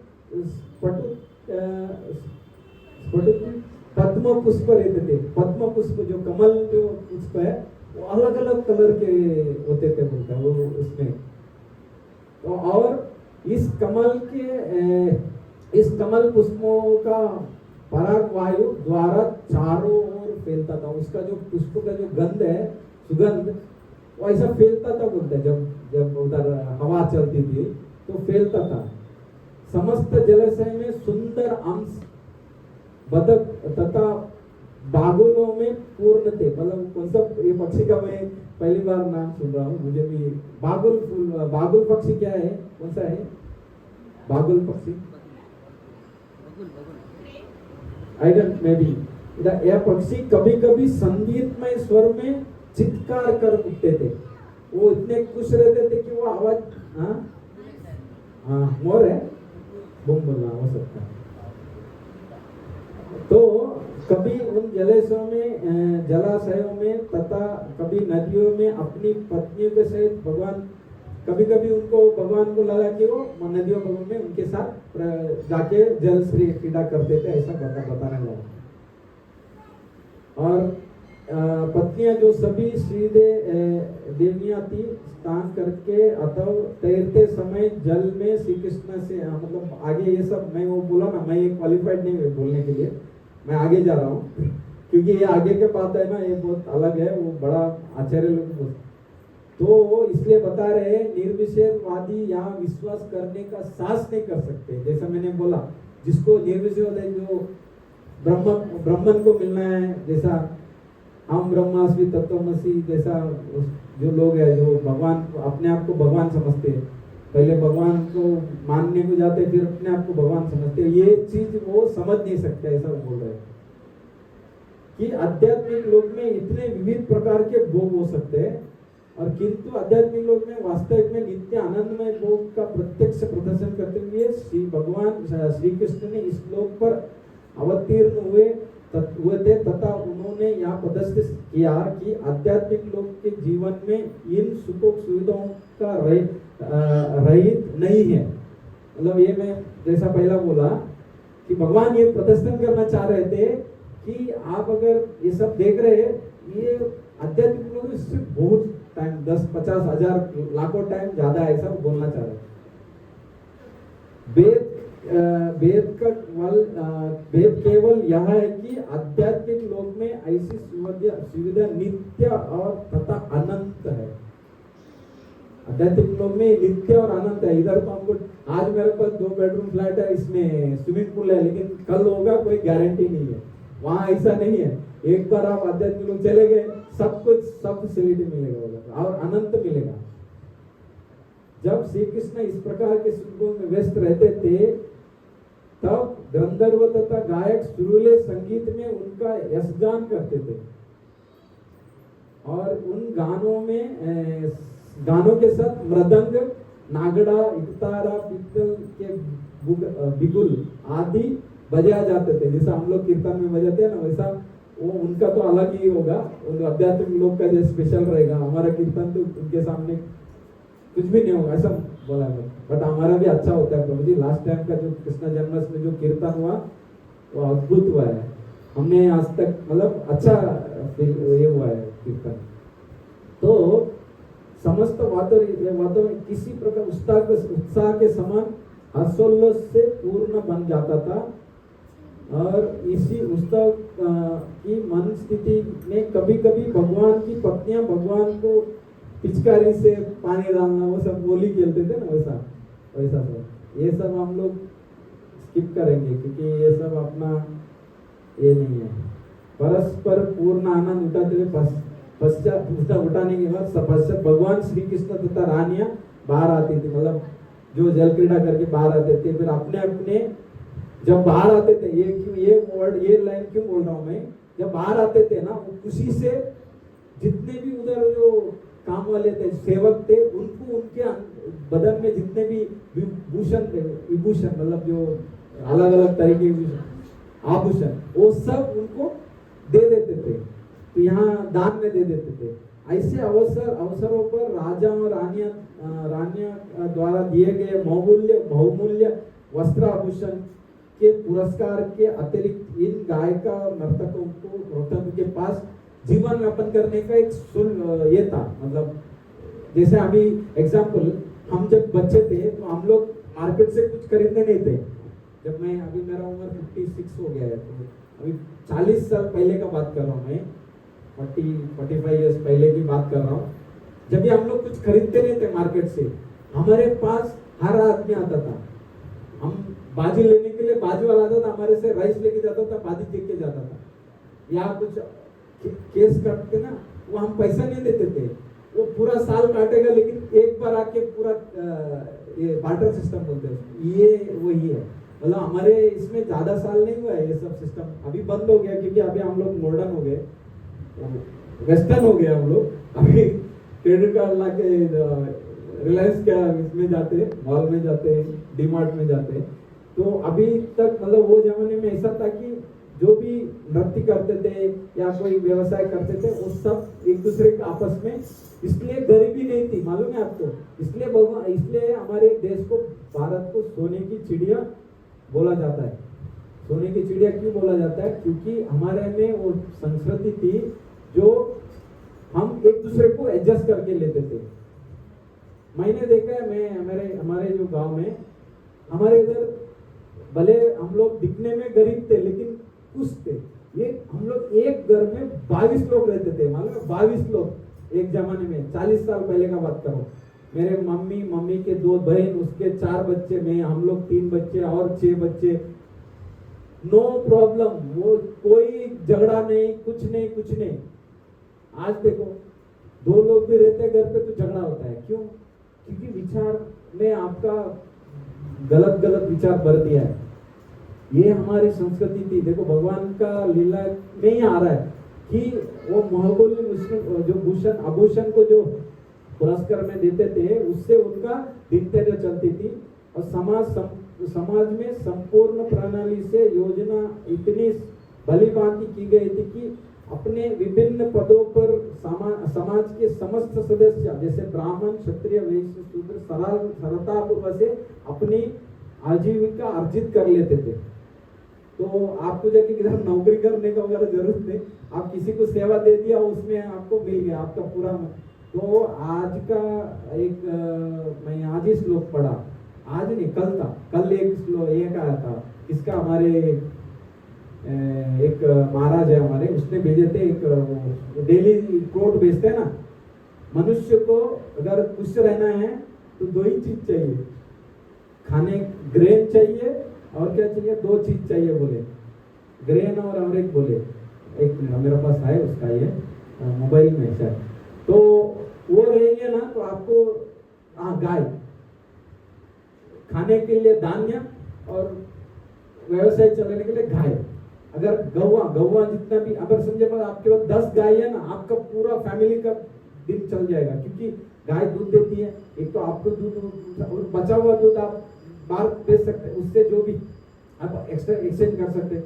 तो पहले जमाने में ऐसा था, जिसके पास गाय है और जिसके पास ग्रेन है वो रिच है, और दूसरा कुछ जरूरत। एक्चुअली अभी जो हम लोग डेवलप कर रहे हैं ना, ये डेवलपमेंट नहीं है, ये डिस्ट्रक्शन की तरफ जा रहे हैं हम लोग। क्योंकि हमने देखा बचपन में, हमारे जो बचपन के, जैसे एग्जांपल मैं एक्सपीरियंस से बोल रहा हूँ कि हमने कभी दुख देखा ही नहीं है बचपन। हाँ होगा कुछ ना कुछ, थोड़ा बहुत बारिश बहुत आया, ये आया, बाढ़ आया, वो हो सकता है, लेकिन घर में ये नहीं है वो नहीं है ऐसा करके किसी ने आपको, आजू बाजू में गए तो जो नहीं है वो मिल जाता था। अभी ऐसा नहीं है। देखो अभी बाजू वाला नेबर भी सोचते इसको ज्यादा मैं क्लोज लेगा तो ये मेरा उंगली दिया तो हाथ पकड़ेगा, ऐसा बिहेवियर हमारा। तो वैसा ये भगवान बता रहे, मतलब ये श्रील विश्वनाथ चक्रवर्ती ठाकुर बता रहे कि हर आदमी अपना व्यवसाय, मतलब जो भी है वो एक दूसरे से डिपेंड होकर चल जाता था। इस रीति से भगवान श्री कृष्ण अपने 16,000 पत्नियों की संगीत के सुख भोग करते थे। भगवान जो भक्त हाँ, भगवान के जो भक्त दाम्पत्य प्रेम के माधुर्य में श्री कृष्ण भगवान में प्रेम करना चाहते हैं, उन्हें श्री कृष्ण की पत्नी की पद पर पहुंचने का सौभाग्य प्राप्त होता है। जो मतलब ये अभी एग्जाम्पल जब कथा होती है तो बहुत सारे लोग क्वेश्चन करते हैं कि भगवान को 16,108 पत्नियां भगवान को, तो क्वालिफिकेशन होना चाहिए। अगर आप पत्नी बनते हैं आपके पास क्वालिफिकेशन होना चाहिए, मैचिंग। तो वो क्यों ऐसा, वो लोग 116,108 रानियां भगवान तो कैसे बन गए, उनका क्वालिफिकेशन। तो ये कौन है वो, ये पहले हाँ ऋषि मुनि थे। याद है आपको, हमारे आचार्य लोग बोलते हैं जब रामायण चल रहा था, राम का सौंदर्य देखकर बहुत ऋषि मुनि को उनका सहवास करने का इच्छा हुआ। तो भगवान को तभी वो लोग ने जाहिर भी किया इच्छा, आपके साथ ही हम रहना चाहते। तो भगवान ने बोला मैं तो एक पत्नी ये हूँ, तो मैं दूसरा ये नहीं कर सकता हूँ। एक काम करो आप, नेक्स्ट जब मेरा अवतार होगा, जब भगवान कृष्ण, तब मैं आपको मौका दूंगा। तो ये जो ऋषि मुनिया जो भी है 16,808 रानियां, ये ऋषि मुनि के अवतार है। उन्होंने जब वो इच्छा किया, इसकी वजह से ये उनको ये मिला है, मतलब मौका मिला है भगवान का पत्नी बनने का, ऐसा बोला जा रहा है। तथा श्री कृष्ण ने अपने कृपालु व्यवहार में उन्हें सदैव स्वयं संयुक्त रखते हैं। जो भक्त भगवान से एकदम कनेक्ट हो जाता है तो भगवान वो याद रखते हैं हमेशा। भले आपका ये जन्म में, जैसा हमारे आचार्य लोग बोलते हैं, इवन हमारे श्रीला बालस्वरूप प्रभु भी बहुत बार बोले, आप अगर भक्ति में इतना भी काम किया ना, 5% भी, वो जीरो नहीं होता है। वो नेक्स्ट इसमें आपका 6% से स्टार्ट होगा, 5 बचा रहेगा। तो भक्ति में ये स्पेशल है, इसीलिए सबको भक्त क्यों बनना चाहिए। भक्ति में आप अगर जो भी किया, जो भी लेवल में थे आप, ये टाइम नेक्स्ट इसमें उसके आगे चालू होगा। एग्जाम्पल, अगर हमारे दुनिया में अगर आज आप एग्जाम दे रहे हैं, 35 मार्क नहीं मिला, 30 से नीचे मिला, 35 से, तो फेल है। भक्ति में ऐसा नहीं है, आप फेल नहीं होते। भक्ति नेक्स्ट जब भी जन्म लेंगे, तो इसलिए हमारे आचार्य लोग बोलते हैं जो लोग भक्त, अच्छे भक्त बनते हैं, लेकिन वो लोग, जैसा भरत महाराज का कथा सुनी आपने भागवतम में, भक्ति में भाव स्वरूप में गए थे। भाव स्वरूप में एक ही स्टेज था प्रेम का, भगवान से डायरेक्ट मिलना। भाव से नीचे गिर गए वो हिरण की वजह से, हिरण का प्रेम की वजह से।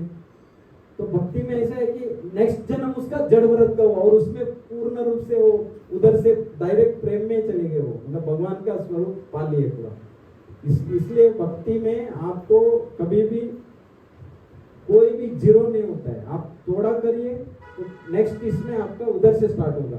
इसलिए जो अच्छा भक्त है, एकदम अच्छा भक्त, लेकिन वो जैसे भरत महाराज जैसा ये हो गया, मतलब उसका फॉल डाउन हो गया, तो उसका भक्ति नेक्स्ट जन्म में वो आइदर, ये शास्त्र भागवतम में वो वर्णन है, आइदर वो you will born in the family of Vaishnav, मतलब वो अच्छे बड़े वैष्णव। आप श्री रामानुजाचार्य का स्टोरी पढ़ेंगे ना, उसमें आता है ऐसा। रामानुजाचार्य एक ब्राह्मण फैमिली में एक अच्छा फैमिली बना कर इतना बड़ा आचार्य बन गए, समझे ना। तो ऐसा है, ऐसे फैमिली में जन्म, या तो एक रिच वैष्णव के जग में, मतलब धनिष्ठ वैष्णव, मतलब जो आपको कुछ करना ही नहीं है, सब कुछ रेडीमेड है, और आप उधर पैदा हो गया और आपको भक्ति में आगे चले जाएंगे, ऐसा है। तो भक्ति का ये स्पेशल है। और आप सभी से रिक्वेस्ट है कि भक्ति को एकदम मतलब क्या बोलते हैं उसको, नजरअंदाज मत करिए। भक्ति में आप जितने आगे जाओगे, स्पेशली ये जो हमारी वैष्णव फिलोसॉफी है जो उसमें अगर आप आगे बढ़ेंगे तो आपका नुकसान कभी नहीं होगा, फायदा ही होगा।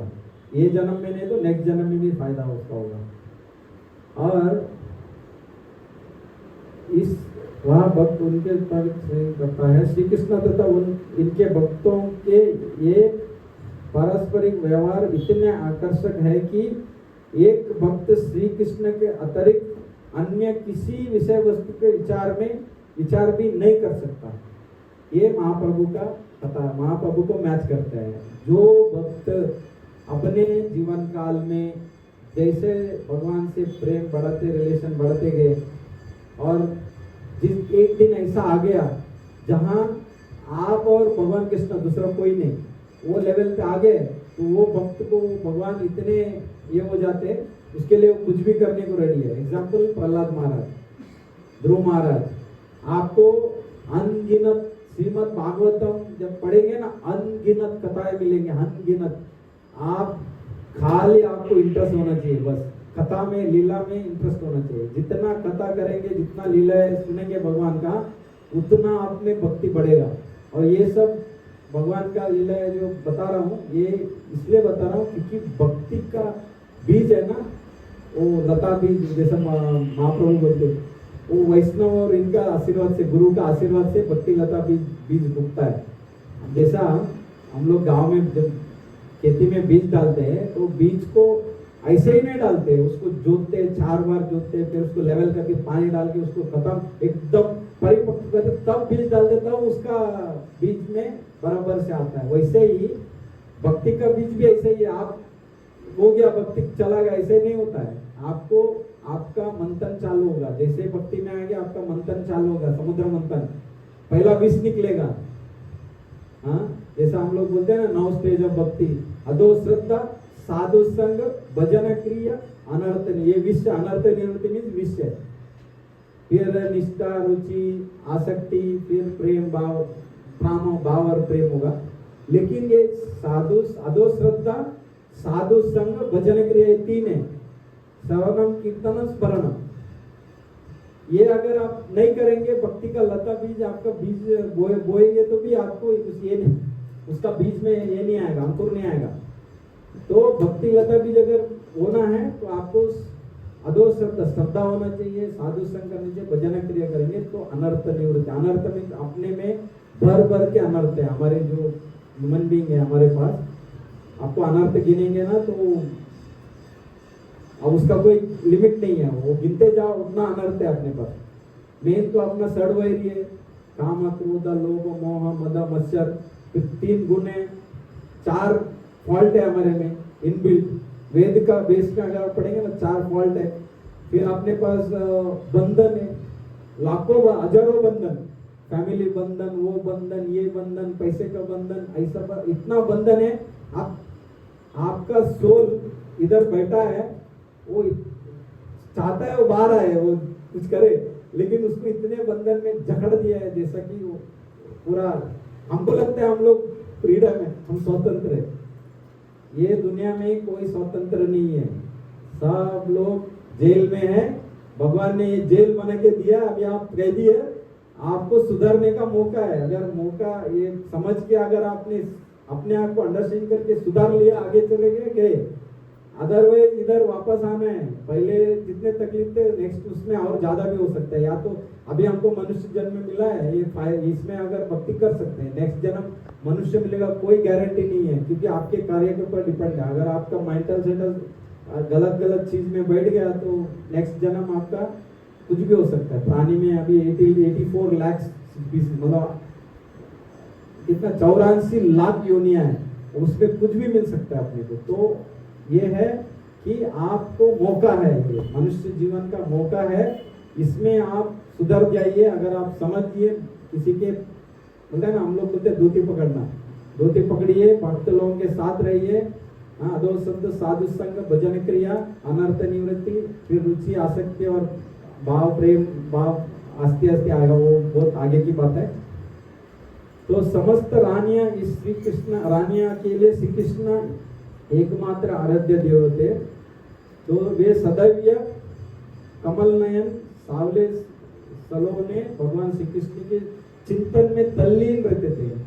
ये रानियां भी थी ना, जैसा भगवान कृष्ण थे वैसे उनके जैसे ही थे, मतलब वो हर बार उनका ही बारे में सोचते थे, भगवान के बारे में, और कुछ नहीं। जब कपड़ा धोती है तो भी भगवान का नाम, रसोई में कुछ करती है तो भगवान का नाम, हर चीज जब भी देखे उनको तो रानियां भगवान के अलग अलग चिंतन में रहती थी।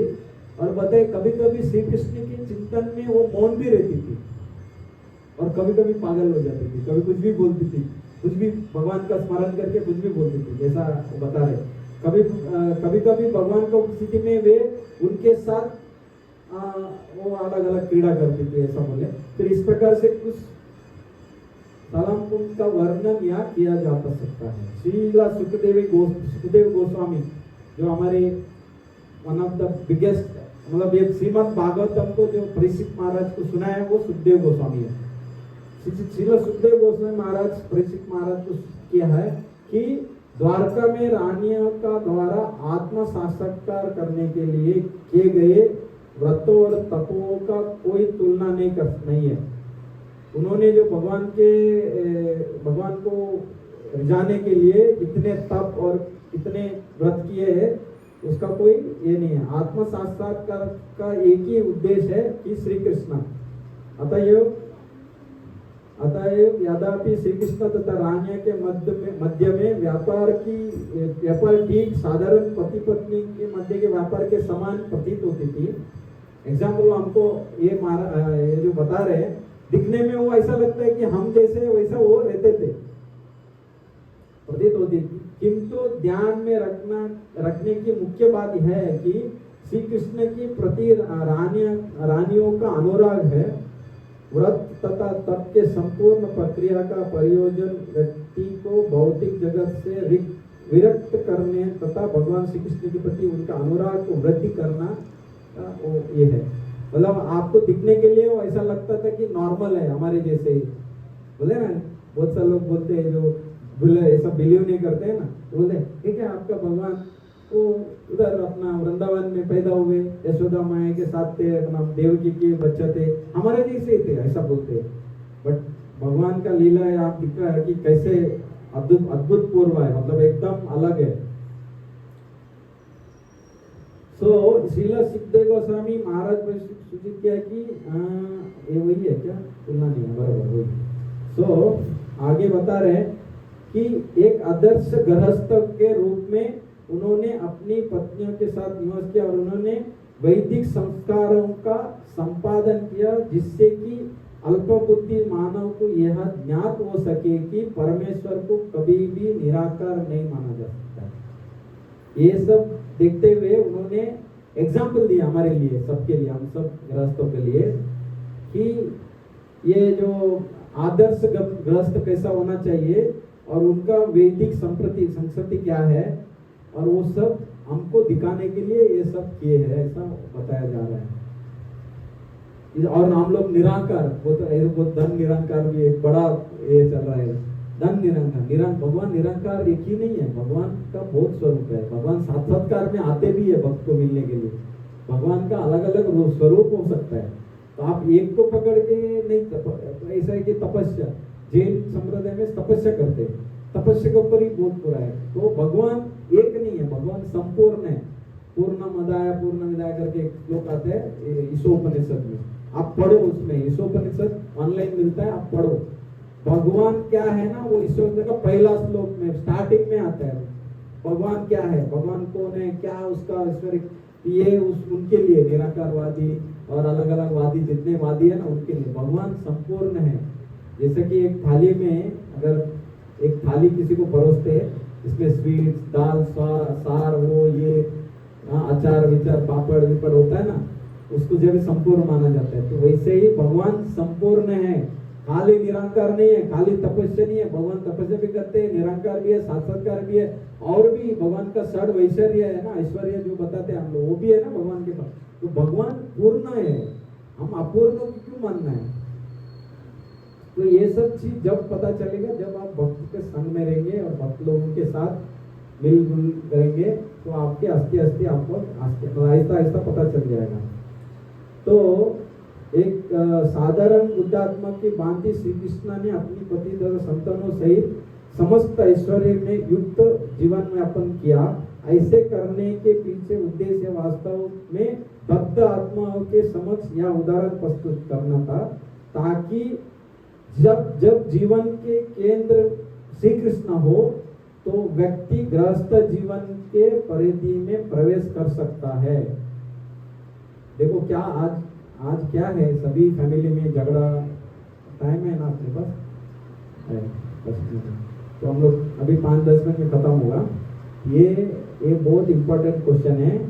गृहस्थ जीवन में अगर आपको ये चाहिए, अटैचमेंट बैलेंस चाहिए, मतलब बराबर से आदर्श जीवन जीना है।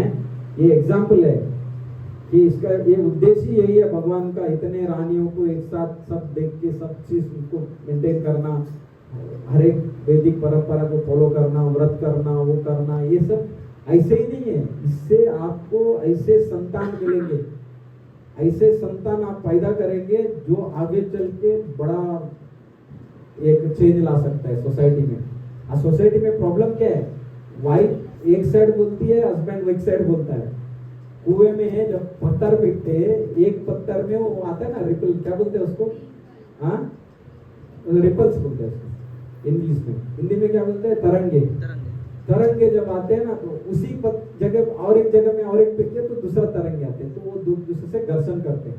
तो आज के तारीख में कलयुग में, क्योंकि कलयुग तो 200 का पूरा भरा हुआ है, हाँ ये 200 में भरा हुआ है, तो इसके वजह से क्या होता है, हर आदमी एक दूसरे को मैं किंग, मैं हूँ, मैं प्रोपराइटर, मैं, आजकल तो वो भी आ गया इक्वालिटी, हम मैं तो सबसे, मैं लेडीज एंड आदमी दोनों में इक्वल चाहिए, ऐसा नॉट, गलत नहीं है वो, हस्बैंड वाइफ को दोनों को ये रहना चाहिए, लेकिन उसको प्रूव करने के लिए एक दूसरे को डाउन नहीं करना चाहिए। हमें दोनों एक दूसरे को एडजस्ट करके लेना चाहिए। अगर कभी तुम्हारा गलती, कभी मेरा गलती, कोई चीज में हो सकता है, तो ये सब बिकॉज ऑफ दिस, बिकॉज आदर्श कोई है ही नहीं, क्योंकि आजकल का आदर्श कौन है अपना, शाहरुख खान, सलमान खान, आमिर खान, हाँ फिर फुटबॉल क्रिकेटर, वो ये सब आदर्श है। उनके घर में क्या प्रॉब्लम है वो आप सुनेंगे तो, क्योंकि जब आपका आदर्श ही गलत है तो आपका जीवन में भी गलतियां होंगी, क्योंकि आप गलत आदमी को फॉलो कर रहे हैं। तो फॉलो क्या करना चाहिए, ये इधर भगवान कृष्ण बता रहे हैं। त्याग का उत्तम महत्व नहीं है कि जितना भगवान कृष्ण के प्रति प्रेम का अभिवृद्धि करना है, त्याग का इतना महत्व नहीं है जितना श्री कृष्ण के प्रति में प्रेम में अभिवृद्धि करना है। कृष्णा भावनामृत आंदोलन, जो हम जो इस्कॉन जो भावनामृत आंदोलन कर रहे हैं, विशेष रूप से इसी प्रयोजन के लिए हमने भगवान अपना जो प्रभुपाद, शिला प्रभुपाद ने 1966 में अमेरिका में जाके यही देना चाहते, एक्चुअली प्रभुपाद ने ये भारत में ही ट्राई किए थे, 40 साल ट्राई किए थे। वो 1 या 2 भक्त बने थे, जो वो भी इधर कहाँ आपका प्रयागराज किधर, हाँ तो वो उन्होंने एक बुक भी लिखे थे, बैक टू गॉड, एक बुक को तभी से करते थे, अभी तो वो बहुत जगह जाती है बुक, तो वो टाइम से ट्राई कर रहे थे। बट हमारे लोग इतने वेस्टर्न कल्चर से ये थे, अटैच थे, हम लोग वेस्टर्न को कैच करते थे, मतलब वैदिक फिलोसफी को छोड़ दिए थे। तो उन्होंने सोचा, क्योंकि वो तो कॉन्वेंट स्टूडेंट थे, अच्छे इंग्लिश आते थे, तो उनके महाराज, उनके जो अभी जो हम लोग जब गुरुवंदन के, तो भक्ति सिद्धांत सरस्वती ठाकुर ने बोले, you are a young with highly educated, अच्छा एजुकेशन है, कॉन्वेंट स्टूडेंट है, अच्छे इंग्लिश आते, तो you do one thing, you आप पाश्चात्य देश में जाके आप इसका प्रचार कर दीजिए, महाप्रभु के जो अलग अलग मतलब गौड़ीय वैष्णव का जो फिलोसफी है उसको आप बराबर समझ के वहाँ डिस्ट्रीब्यूट कर दीजिए। तो उन्होंने 1966 में जाकर वहाँ 1 साल के बाद उन्होंने ये संस्था चालू किया है। क्यों? उनको मालूम था कि जिस दिन मैं उधर से गोरा गोरा को लेके भजन करते आऊंगा ना, इधर के लोग हैरान हो जाएंगे, अरे ये गोरा कैसा धोती पहन रहा है, गोरा कैसा ये कर रहा है, गोरा कैसा भजन कर रहा है। वो देख के इधर के लोग हैरान हो गए। क्रॉस मैदान में पहला प्रोग्राम में 10,000 लोग आए थे, 10,000, यू कैन बिलीव, 10,000 लोग। वो देख के गोरा लोग कैसा नृत्य कर रहे हैं, गोरा लोग, तो ऐसा। तो आप कभी कभी क्या होता है दुनिया में, किसी चीज को सीधा सीधा उंगली से गिने नहीं तो टेढ़ी करना पड़ती है ना। तो प्रभुपाद ने तभी सोचा कि ऐसा करने से ये लोग चेंज होंगे, नहीं तो नहीं। क्योंकि आज भी हम लोग इतने सब कर रहे हैं, हैरोली में कितने हजार लोग हैं, आते गिन चुन के 100-200 लोग ही रहते हैं। अब भागवत कथा किया उस दिन, जन्माष्टमी में कितने लोग आए, बट आज कथा में कितने लोग, क्योंकि हर आदमी को अटैचमेंट, वो बंधन में बोला ना, वो जकड़ लिया है, वो छूटना नहीं चाहता है, क्योंकि उसको उसी में मजा आ रहा है ना। जिस दिन उसको, अभी जैसा हमने बताया, ये सब बुलबुले है, बुल जिस दिन फट गया, ठुक खत्म, उस दिन अरे यार क्या हो गया मेरा, फिर वो किसी को ये मारती है, लकवा मारती है, पैरालिस होती है किसी, क्यों? दुनिया भर का टेंशन लेके घुमाए हो, फैमिली कैसा संभालना है उसको, क्या कभी उसने वो विचार, ये वैदिक फिलोसफी सुना ही नहीं, क्या करना है क्या नहीं करना है, तो ऐसा होता है। तो ये भगवान कृष्ण ने ये बता एग्जाम्पल दिए हैं इसका, इसलिए तो आगे चलते हैं हम लोग, अभी बहुत और भी बहुत है। तो इधर भगवान के कितने बच्चे कितने रानी वो सब उल्लेख है। तो यहाँ बता रहे हैं, अभी अपने पास टाइम नहीं है, थोड़ा ही खत्म करके। हाँ, उग्रसेन के पास शिक्षा, उनका जो बच्चों को शिक्षा देने के लिए टीचर कितने थे? 3 करोड़ 88 लाख, मतलब 3 करोड़ 88 लाख शिक्षक थे उनके पास, भगवान कृष्ण के जो इसमें अपने द्वारका में उनके बच्चे, मतलब सोचो आप, अगर 3 करोड़ 88 लाख अगर बच्चे और शिक्षक लोग थे इतने, तो इमेजिन उनका पॉपुलेशन क्या होगा। तो वो पॉपुलेशन नीचे दिया है। उनकी सैन्य की शक्ति की प्रश्न ही अलग है। कहा जाता है कि अकेले राजा उग्रसेन के पास एक नील सेना थी। एक नील सेना मीन्स एक के सामने 5, 6, 8, 10, 12, 15 जीरो, उतना सेना थी। इतना आप ऐश्वर्य, भगवान इसलिए भगवान है वो, हम सब सोच नहीं सकते। शीला सुखदेव गोस्वामी भगवान के 5 विशेष विशिष्टताओं में ऐश्वर्य को बताते हैं कि श्रीमद् भागवत में 10वां 9वां जो अध्याय है, ये सब जो एक्सप्लेनेशन दिया ना, वो में श्रीमद् भागवतम का 10वें खंड में 9वां अध्याय है।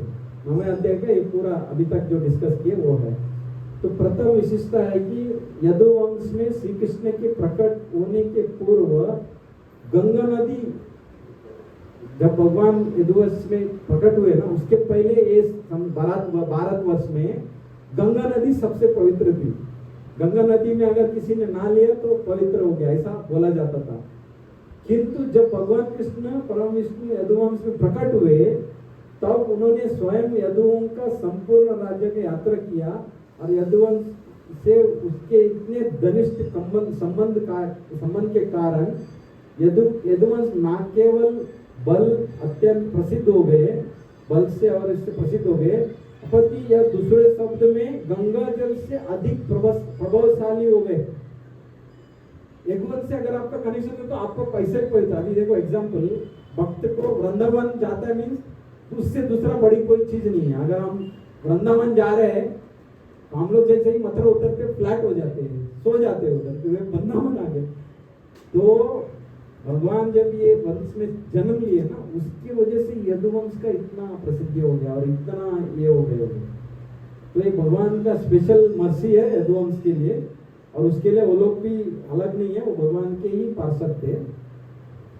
तो गंगा जल से भी पवित्र हो गए लोग। इसलिए भगवान जब धराधाम छोड़ के गए तो उनको भी लेके गए ना साथ में। वो रखते तो बाद में तो उटंग पटंग चालू भी किए थे ना, वो लोग यदुवंश लोग जितने थे उटंग पटंग चालू किए थे। तो इसलिए भगवान का अगर हमने रिलेशन डेवलप किया, और उसको रिलेशन डेवलप करने के लिए एक कलयुग में एक ही चीज है, वो है हरि नाम। हरे कृष्णा कृष्णा कृष्णा हरे हरे, हरे राम राम राम हरे हरे। कलयुग में अगर आपको रियल में अगर प्रगति करना है भक्ति में, भगवान बता रहे इधर कोई योग करना जरूरी नहीं है, अनुलोम विलोम वो ये सब छोड़ दो, वो सब ठीक है हेल्थ के लिए। कभी कभी अगर आपका कोई हेल्थ प्रॉब्लम है तो कर सकते हैं, लेकिन आप मॉर्निंग में ब्रह्म मुहूर्त में उठ के भगवान का नाम जप करेंगे ना, उससे बड़ा चीज दुनिया में कुछ नहीं है।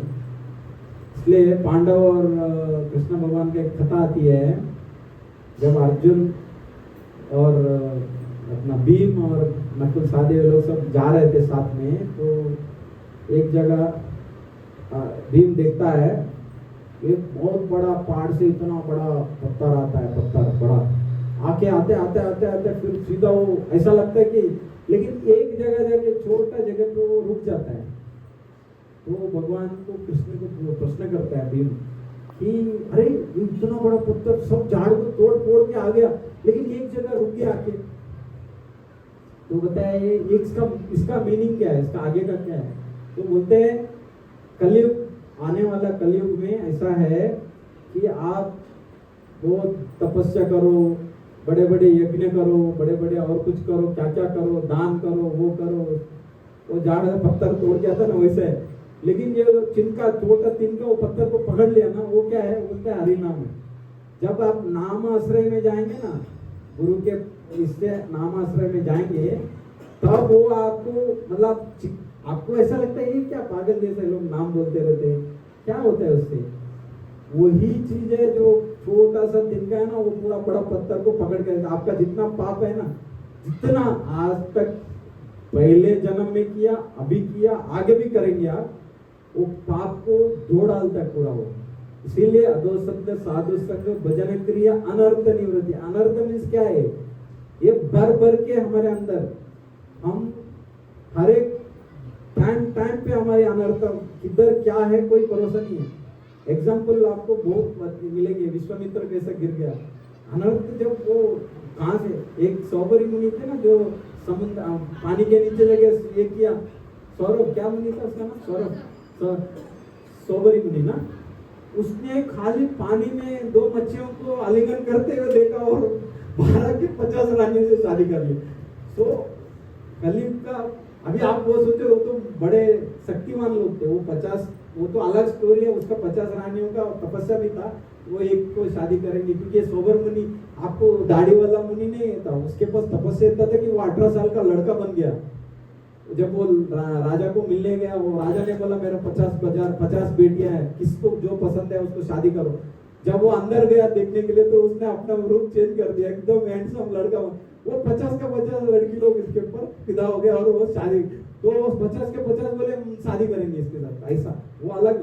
तो हमारी दुर्दशा देखो, कलयुग में अगर हम नाम के शरण में नहीं जाएंगे, आप बाकी कुछ भी करेंगे कोई फायदा नहीं है, क्योंकि ये भगवान का अगर हमारा रिलेशन, जैसा हमने गृहस्थ जीवन का मेन जो पॉइंट है, सेंटर पॉइंट है, वो भगवान कृष्ण है। तो आप समझ सकते हैं कि आगे चलकर अगर हमने भक्ति में, गृहस्थ जीवन में अगर हमने कृष्णा को बीच में नहीं रखा तो उटंग पटंग हो सकता है। तो इसका कोई ये नहीं है, क्योंकि भगवद गीता में भगवान बोलते हैं ये संसारी टेम्पररी है और क्वारलसम है, हमेशा झगड़ा, छोटी छोटी बात में झगड़ा होती है और ये स्थायी नहीं है, सब टेम्पररी है। तो मैं वापस सबसे रिक्वेस्ट कर रहा हूँ, आपने सभी ने अच्छे से कथा सुना सबने, और मैं आप सभी का शुक्रिया, और अपने कांग्रेगेशन स्पेशली बाल स्वरूप प्रभु आनंदिनी सुंदर माता जी और आप सभी का धन्यवाद कर रहा हूँ कि अभी 9 बजने को आए हैं, हम लोग कथा को विराम देंगे। और किसी को क्वेश्चन है, क्या त्रुटि, कुछ गलतियाँ हैं तो आप मेरे ये आप बोल सकते हैं, आप बता टिप्पणी कर सकते हैं, या कोई आपके मन में अभी लग रहा है कुछ क्वेश्चन है तो बोल सकते हैं। अगर मेरे में कुछ कैपेसिटी है तो मैं आपका क्वेश्चन को आंसर दे सकता हूँ। हरे कृष्णा कृष्णा कृष्णा हरे हरे, हरे राम राम राम हरे हरे। इसका है क्वेश्चन कुछ प्रभु जी? आप कुछ टिप्पणी करिए, आप तो बहुत जुन्ने वैष्णव है आपके। Thank you. प्रभु जी ने बहुत अच्छा लेक्चर दिए हैं, हम लोग का मनोरंजन हो गया। प्रभु जी के लिए 3 बार हरि बोल बोलिए। हरि बोल।